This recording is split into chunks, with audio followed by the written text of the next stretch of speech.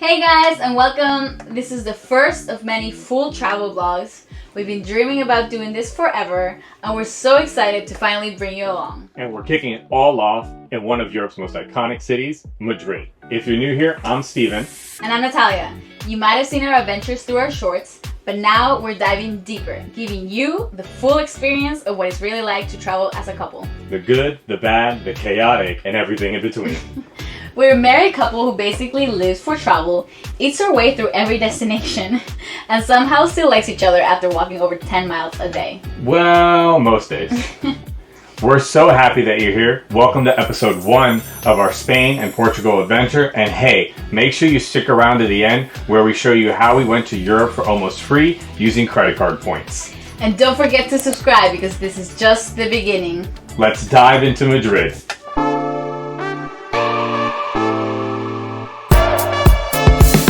We found the cutest Airbnb right in the center of Madrid, just 2 blocks from Puerta del Sol, with this gorgeous view of Gran Via. After settling in and grabbing a much-needed bite to eat and a siesta, we headed out to explore. We found El Oso y el Madroño, the iconic bear statue. From there, we let the night lead the way, strolling down cobblestone alleys, soaking in the city's energy, and exploring little shops that somehow stay open even after midnight. We spotted this cute candy shop and had to check it out, mainly because it reminded us of how it all started, since that's where we first met. We always stop when we see one. It just brings us back to where it all began. Funny how something as simple as a candy shop can mean so much. Later, we stumbled into this underground food hall, Galeria Canalejas. It used to be a bank, but now is this luxury culinary space with food from around the world. It was described as a Netflix of restaurants, full of so many different options. It was late, we were starving, and the Peruvian-Mexican fusion stand hit the spot. Lomo saltado tacos, spicy mango salsa, and some delicious drinks to top it off. Next day, we grabbed breakfast at Plenty, a cozy cafe with fresh pastries, avocado toast, and great breakfast sandwiches, only a block from Parque de Retiro. We came in through Puerta de Murillo, near the Prado Museum. As soon as we stepped inside, it felt like the city disappeared, just trees and birds everywhere. We started at Bosque de Recuerdo. We had the whole place to ourselves. This is a memorial garden with 192 cypress trees planted for the victims of the 2004 Madrid train bombings. It was peaceful and quiet, almost like time slowed down. We were excited to see the Palacio de Cristal next, the glass palace, but guess what? It was closed for renovations, so we couldn't go inside. Such a bummer. It's a beautiful glass pavilion from the 1880s, usually open for exhibits. At least we admired it from outside by its lake. Even under construction, it's a sight to see. Oh well, we'll have to come back to Madrid for that. We shrugged it off and continued our adventure.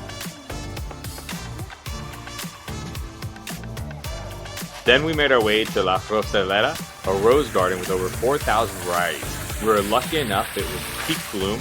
It felt like we were walking through a fairy tale. Then, the peacocks. Not behind fences, just freely roaming, making noise and putting on a show.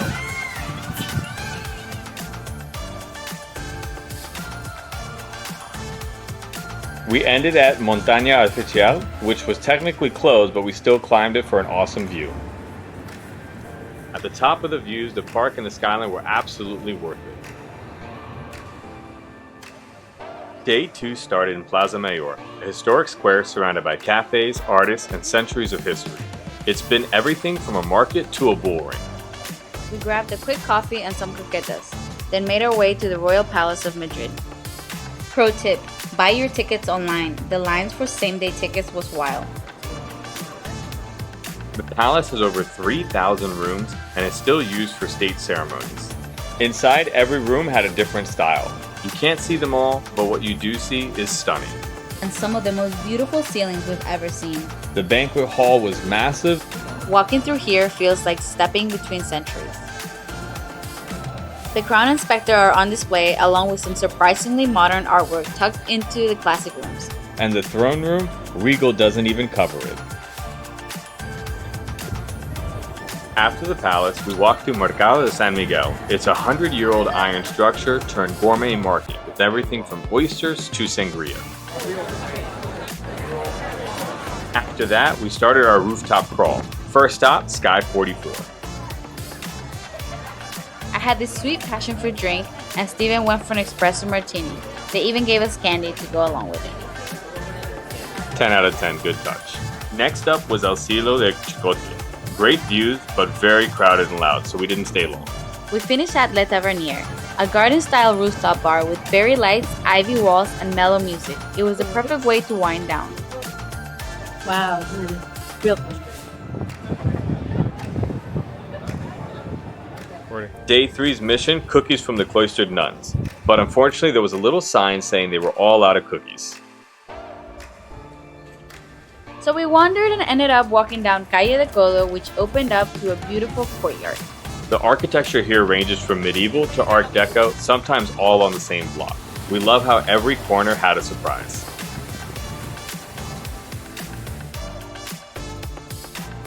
We reached Templo de Debod, an actual Egyptian temple gifted to Spain in the 60s. The reflecting pool was empty, but it still had this serene energy. We had lunch at El Minibar, a literal hole in the wall, but wow, the sangria was strong and the croquetas were heaven.